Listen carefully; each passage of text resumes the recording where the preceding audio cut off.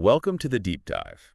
Today we're cracking open something pretty interesting. Oh, yeah. What have we got? It's this idea of creating, well, faceless podcasts. It's Faceless podcast. Okay. Yeah, we've got this training document from someone named Winston Trim. Winston Trim. Okay. And it basically walks through using Canva and Google's Notebook LM to make these podcast videos.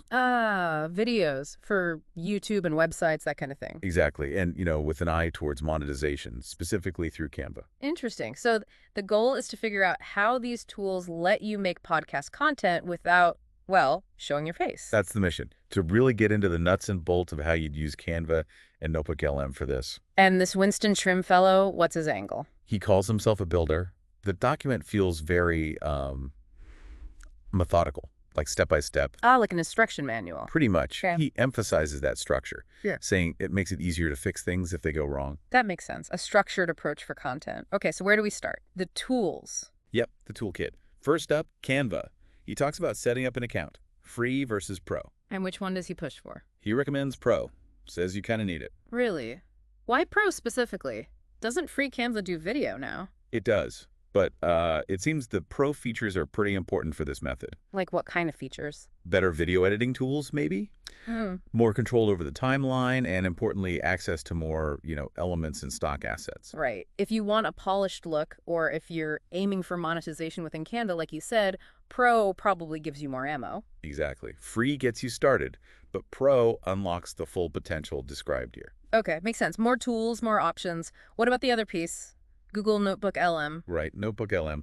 The good news there, according to the doc, is it's free. Oh, nice. Completely free. Well, the core part you need for this process is there might be an advanced tier, but he specifically says you don't need it for this workflow. Okay, so the barrier to entry on the Notebook LM side is pretty low then. Seems like it. So you've got Canva, potentially Pro, and the free Notebook LM. That's your foundation. Got it. So digital workspace sorted. What's next? Getting the visuals. Exactly. Now we need something to look at, even if it's faceless. So where do the visuals come from? He points towards Pexels, the stock photo and video site. Pexels. Okay. What kind of video are we looking for? He gives a very specific search term. 2 podcasters in a studio setting. Huh. Even though it's faceless, why that image? I guess it immediately signals podcast, right?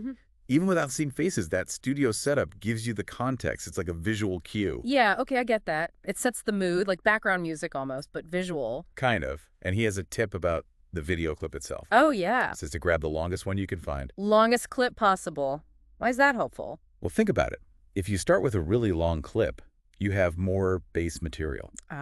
So less hunting for multiple short clips and trying to stitch them together later? Exactly. It just simplifies building that initial visual base in Canva. Makes sense. Streamlines the process. So you download this long clip from Pexels. Then you hop back into Canva. The guide says to create a new video design. Video specifically? Yeah. And what format? Landscape, standard video size, like for YouTube. Right, 16:9. Ensures it looks right on most platforms. Yep. Then it's apparently just drag and drop. You take your downloaded Pexels video and just pull it onto the Canva canvas. Okay, simple enough. But the clip probably isn't, 10 minutes long if your podcast is. Right, that's the next bit. The stock footage might only be, say, 30 seconds, maybe a minute if you're lucky. So how do you stretch it? This is where it gets a bit repetitive, perhaps. He suggests duplicating the page in Canva. Duplicating the whole page with a video clip on it. Yeah, over and over again. The goal is to build up about 2 minutes worth of this duplicated video page. 2 minutes. Why that specific length at this stage? Good question. Maybe it's just a manageable chunk.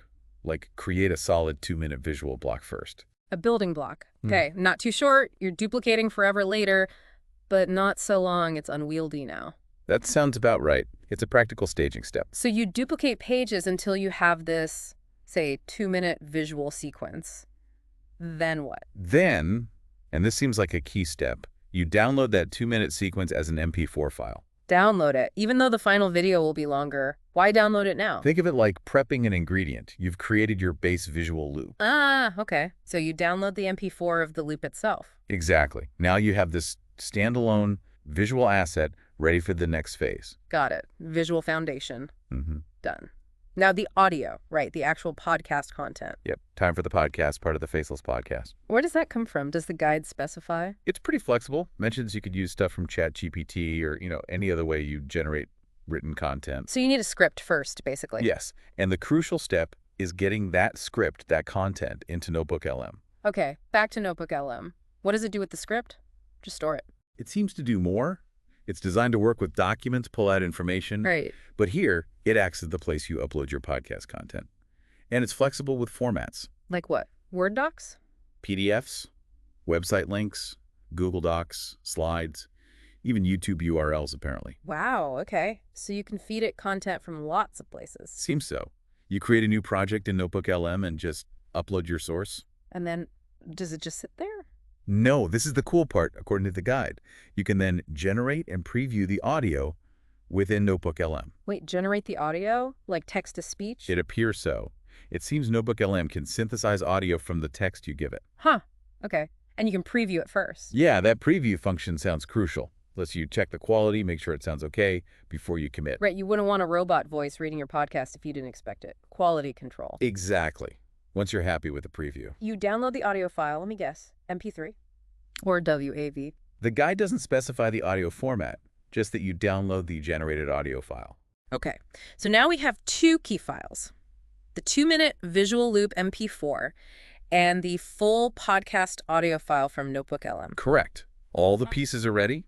Now it's time to bring them together. Back to Canva, I assume. Back to Canva. You go back into your video design project. The one where you made the loop. Well, you could start fresh or maybe use that project. The guide says, upload the downloaded audio file into Canva first. Okay, audio uploaded to Canva's media library. Then what? Then you start building the final timeline. You drag that 2-minute video loop MP4 onto the first page of your timeline. Right, that's our visual starting point. You might need to crop it or resize it to fit the page perfectly. Standard Canva stuff, okay. Then you drag the Notebook LM audio file onto the timeline. Where does it go? Does it snap somewhere? It usually appears as a separate track below the video track, starting right at the beginning. Okay, so video track on top, audio track below it. Now the synchronization problem. The video's 2 minutes, the audio might be 10. Precisely. And here's the method the guide outlines. It sounds a bit manual. Uh-oh. How manual? You play the timeline, you listen to the audio and watch the video. Okay. When the playhead reaches the end of that first 2-minute video page, you pause. Pause. Got it. And then you duplicate that first video page. Ah, so now you have 4 minutes of video. Exactly. Then you hit play again, let it play through the second duplicated video Or page. pause at the end. Duplicate the page again. And you just keep doing that. Pause, duplicate, play, pause, duplicate. Until the duplicated video pages cover the entire length of your audio track. Wow. Okay, that is a method. It's clever in its simplicity, I guess. It's definitely a low-tech way to sync them. No complex keyframing or anything. Just brute force duplication to match the audio length. Pretty much. So the visual just loops seamlessly, or appears to, while the audio plays through. So the final product isn't going to have dynamic visuals changing with the audio content. It's just a static-ish background loop. That seems to be the idea. It's faceless in that sense, too. The focus is purely on the audio content delivered via a video platform. It's a means to an end. Getting audio onto YouTube or a website visually without needing a camera or complex editing. Exactly that. Efficiency over visual complexity. So once you've duplicated enough pages to cover the audio, what's the final step? Just downloading the whole thing. You use Canva Share and then download options. And choose MP4 again, presumably? Yes. Download the final full-length video as an MP4. And that's it. Faceless podcast video ready to go. That's the process outlined in this specific training document. And you mentioned this is part of a series. Yeah, the document apparently notes this is just the first part, focusing more broadly on using Canva for content and making money online. Interesting. So Trim is positioning Canva as a central tool for online creators, especially for monetization. Seems to be the angle. This faceless podcast method is one specific application. Okay, so let's quickly recap the flow for someone wanting to try this. All right, step 1, get your accounts, Canva, probably pro recommended, and the free Google Notebook LM. Step 2, find your visual. Go to Pexels, search 2 podcasters in a studio, grab the longest clip you can. Step 3, prep the visual loop. Upload the clip to Canva, create a landscape video, duplicate the page maybe up to 2 minutes, then download that loop as an MP4. Step 4, Prepare the audio. Get your podcast script. Upload it to Notebook LM. Use Notebook LM to generate and preview the audio, then download the audio file. Step 5. Combine and sync in Canva. Upload the audio file, put the video loop on page 1, put the audio track underneath. Step 6. The duplication dance. Play, pause at the end of the video page, duplicate the page. Repeat until the video length matches the audio length. Step 7. Final export. Download the complete project from Canva as an MP4. That covers it. It sounds doable, maybe a bit tedious with the duplication, but definitely accessible. Yeah, the accessibility of the tools is a big plus. Free options to start, pro for more power. And that methodical, builder-like approach from Trim gives a clear path, less guesswork. For sure. It definitely opens doors for, say, repurposing blog posts or old audio recordings into video pretty easily. Minimal video skills actually required, it seems. Right. So, thinking about this, if it's this straightforward, could we see a lot more of this kind of content? That's the big question, isn't it? Yeah. Does this lower the barrier enough to flood platforms with faceless podcast videos? And what does that mean for creators? Or for you listening? Does this unlock an opportunity for you? Yeah, if you've been hesitant about video because of being on camera or the editing complexity, maybe this is a way in. It could be a way to get your voice, your content onto video platforms using tools that are relatively easy to handle. It makes you wonder, though, about audience engagement with this format long term, but as a production method, it's definitely interesting. Absolutely. So the question for you is, could this method work for your content? What audio or text do you have sitting around that could maybe get a new life as a faceless video? Something to think about.